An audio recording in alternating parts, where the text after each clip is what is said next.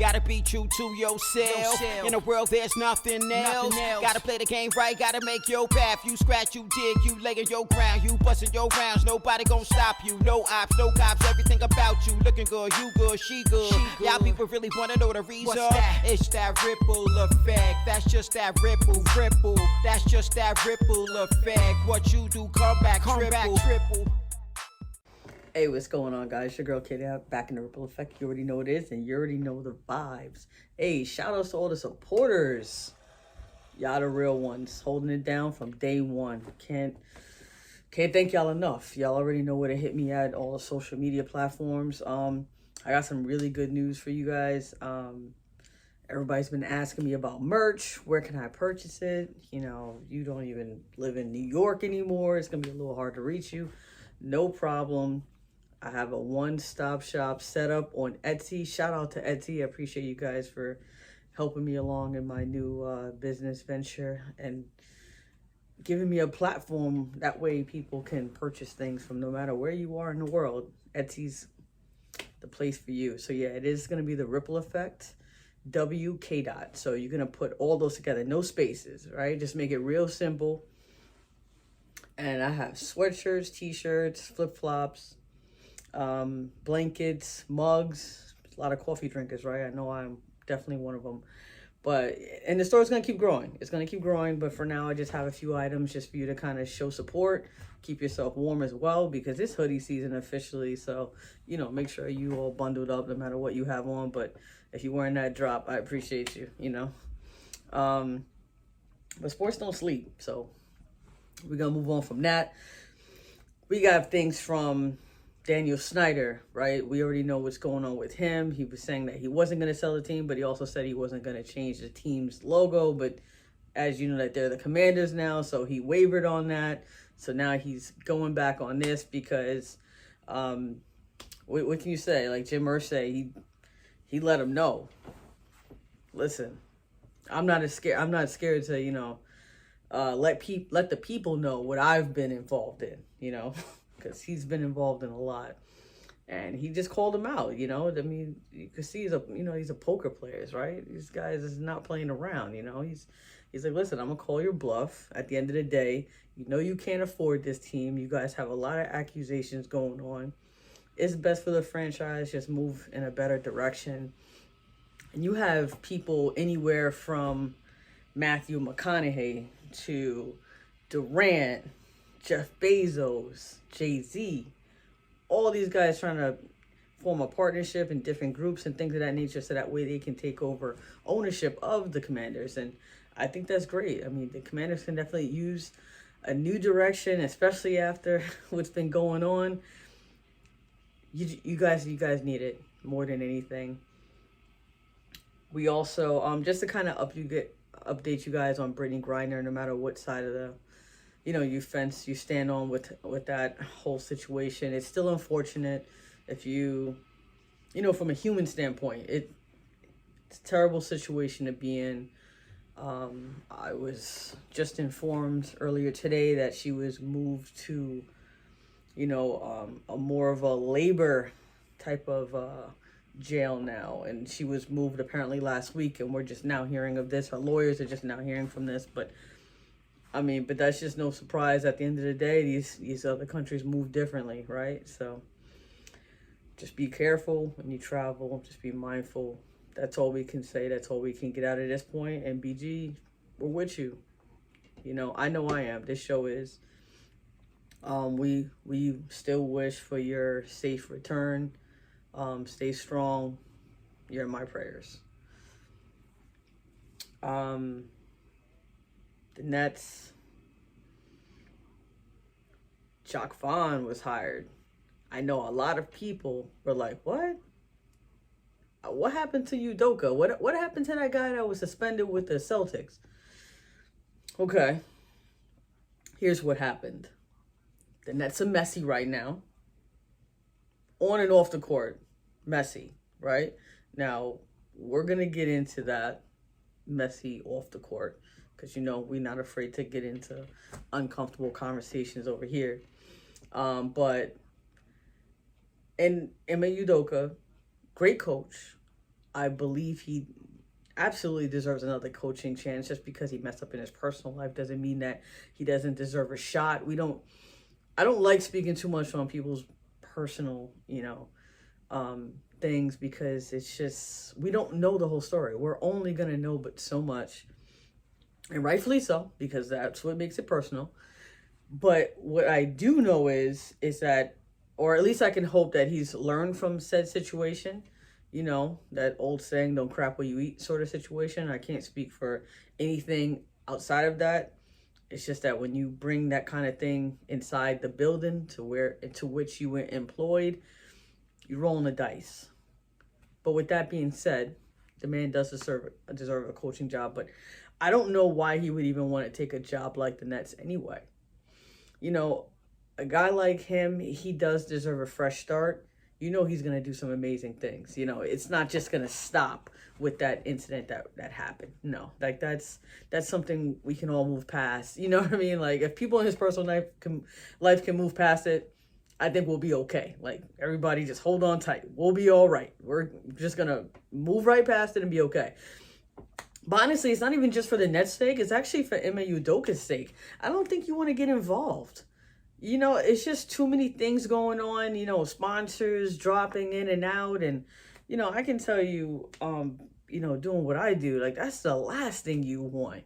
That you don't, if you're already dealing with your own situation that you're trying to come out of, don't try to deal with nobody else's mess. You got some stuff that you trying to rebuild and work on and try to repair your image, because a lot of people don't understand this, but in business, relationships matters, reputation matters the most.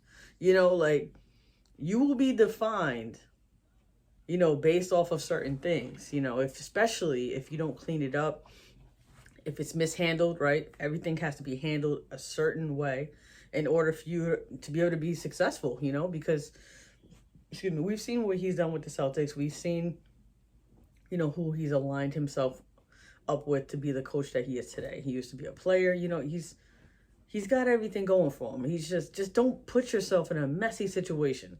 It's just not a good look. I don't think people are being practical when they're saying, like, oh, that's just his personal and this is his professional. Yeah, but when everybody's messy, like, I wouldn't do it. Personally, I wouldn't do it. It's not worth the risk. Maybe in the future, when maybe the smoke settles, but when there's just too much stuff going on, I think that's a smart move by removing the interim tag on Jacques Vaughn and putting him in there, from what I know, stand-up guy, holding guys accountable, traditional, not, with any of the foolishness. Just come here, do a job, let's change the culture around here. And I definitely am talking more so on the court, because not for nothing, there are reports out there saying that when Steve Nash was the coach, Kyrie Irving was changing the plays and stuff, like on some like Aaron Rodgers type things, and it's just like, you don't need any of that. You need everybody to fall in line and be on the same page, right? I understand what his sentiments were about not, needing a coach and things of that nature, but hopefully all of this kind of just becomes more of the past. And that's something that he can grow on and move forward with a new coach, new culture, new attitude. Now, I know a lot of people are talking about Kyrie Irving almost to a ridiculous amount. I mean, now, am I going to sit here and say that some of this wasn't coming? If you've been listening to me, I've been pretty consistent.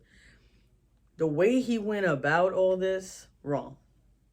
It's just wrong. And I even specifically was talking to our youth, because they need to understand that what you do and what you say does have, consequences. Like, you have to understand that. Like, that's literally life. Just because you feel so deeply about something doesn't mean you just get to say it however you want to say it, without having a plan, without having any research, without adding context, and without thinking things over, or without looking to like a trusted advisor or mentor and saying, hey, this is what I've been doing. This is what I've been researching. I really want to galvanize people and get them, get them woke, get them understanding their purpose and wanting to find their identity like I did, because it's helped me. And, however you were trying to combat this, that's cool. I don't think anybody's really trying to, well, I can't say anybody, but especially I would like to think from the Black community, we want you to do your due diligence in finding yourself and having an identity. And if that identity may upset some people, you have to go about it a certain way. The way Kyrie Irving did it, I'm going to tell you the way he did it, because a lot of people just think it was just him putting up, that said documentary and that was it. You know what I mean? Like, a lot of people think it was just that. No, that was like the precursor, right? Like, that's kind of what set everything off. So you put that up, no context. We have no idea. You didn't say whether you were for it, against it. You didn't say anything. You just kind of put it up. Okay, cool. You understand your platform. I think people were trying to tell him that, but I guess with the climate and everything today, the message wasn't getting received. The reporters that he was talking to, it didn't feel like they were trying to tell him something, like how it was being perceived. It sounded more like they were just labeling him, they were dehumanizing him, and they were trying to humiliate him. And you know what? I kind of got that vibe too. I think that they went out of their way to dehumanize him, and that wasn't right. I feel like just because you're wrong about something doesn't mean you just get to go crazy on somebody, especially someone who doesn't necessarily deserve it. Now, I've done a lot of research since the last podcast, and from what I know about Kyrie Irving and what he was trying to find out and the things that he's done over his career that we can point to that are facts, he's a caring guy. You know what I mean? Like, he actually does care about his community. He may do some things that from the outside looking in, that would be viewed as selfish, that you only care about you. Now, I'm not going to sit there and say that he doesn't have some selfish tendencies, and we'd be all lying to ourselves if we didn't either. Let's just call it what it is. I'm trying to, add some peace to this, or just trying to add some understanding, because I just feel like whoever the powers that be are trying to make him out to be is just not it. That ain't it. If you're trying to teach him a lesson, I don't think this was the way to go about it. So where Kyrie Irving went wrong, and I'm explaining to everybody of why, because I don't think everybody understood completely, because even when I'm talking to other people and having private conversations, whether, it's just on the phone, whether it's texts, or even public conversations where it's just on social media, and we're kind of going back and forth here, and it's usually, within the Black community, we're kind of like going back and forth, and I mean, it's good dialogue. It's just kind of understanding, like, oh, okay, like, I didn't know that. Like, for instance, so people were wondering why Adam Silver didn't jump in right away. A lot of people are wondering that from outside races. That's what I'm noticing. They're wondering why Adam Silver, being a Jewish man, why he didn't come out. Well, he didn't come out right away because him and Joe Asai, which is the owners, the Nets owner, he was letting him handle it. Joe Asai wanted to give him some time, let him handle it. Okay, cool. Joe Asai reached out to Kyrie Irving multiple times. Now, this is after the post was already up. This was around when some of the backlash was really coming down on Kyrie Irving. And the owner obviously is trying to reach out, trying to see where you were going with this, what could we do with this? And mind you, this is before suspensions. This is before even donating money. Like, this is before this. He was trying to reach out. Kyrie Irving didn't answer. Okay. So Joe Asai was like, okay, I got to do something. So when that $500,000 to the hate committees and defamation committees, and Kyrie Irving was supposed to match that, right? Kyrie Irving wasn't there. It was just one of his spokespeople. So again, nobody's heard from Kyrie Irving. So this is days now. So now Adam Silver's like, listen, you got to reach this guy. He's got to come out. He's got to say something, and this was during the time where they actually withheld Kyrie Irving from the media. They were like, you know what? We're not going to have him speak at this time. There's just too much going on. You know, okay, cool. So Joe Tsai decides, okay, let him speak. We're going to give him his day to kind of say, to at least apologize for whomever he hurt, and kind of let's begin to move on and wrap this up. That's where the ownership and the GM, Sean Marks, this is where they sit. So if you could recall, now I wish everybody would listen to the whole interview though, because one thing, I'm only going to say the clip because for time's sake, but I'm going to explain it further. But I do want you guys to not fall into the habit of just looking at the 10-second clip that gets everybody talking.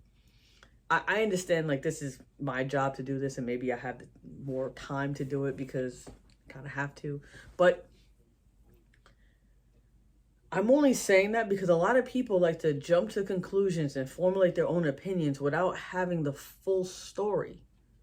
You understand what I'm saying? Like, I mean, I can come out with episodes every single day and speak my mind about whatever it is that I want, and whatever emotion that was triggered when I read something or saw something.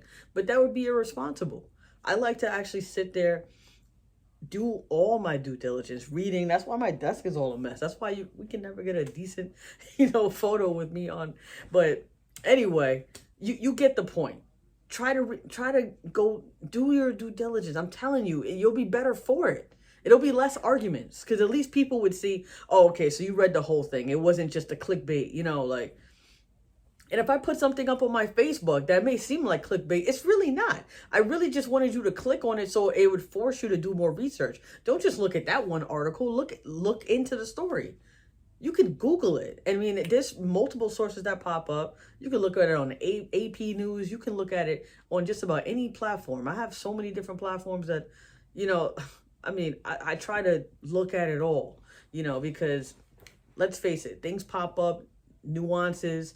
You have to learn it. You have to be able to understand it. So to be able to form your own opinion in 10 seconds is, you're doing your community a disservice, honestly. I mean, because then the real message is lost, and rightfully so, because what can your message be if you don't have the entire story? But moving on, Kyrie Irving, when given the chance to apologize or to at least, well, I'm not gonna go there. I'm not gonna get into that. But I do think he had the chance to give in an unqualified apology, and I explained that in my last podcast, and he didn't. And when he didn't do that, that's when everything it was just out of hand. Usually when they say, listen, you just have to apologize, you don't have to necessarily say, excuse me, you didn't really have to get into too much detail. It was an unqualified apology, and that's even coming from Adam Silver. Even Adam Silver said that. Coming from him, like, let's just move past this. Like, I understand, because Adam Silver knows Kyrie Irving. He understands the type of man he is. He understands that he's one of those guys that likes to question everything and find out his research. But with that questioning, it's gonna cause some rumbling. You're literally tearing up foundation, and with tearing up foundation, people are gonna get hurt, right? And you have to expect it. Now, am I against ripping up foundation and finding out the truth? Nope. I'll be the first one to tell you. I'm all for it when it comes to finding the truth. But I'm just trying to say that you have to expect backlash when you try to find the truth. That's all I'm trying to tell you. You have to expect it.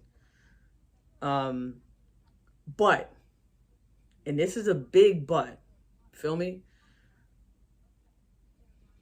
Does Kyrie Irving deserve everything that's coming down? Like, all these different things that he has to meet with the leaders of, what I mean? Does he need to do? I'm going to tell you why he doesn't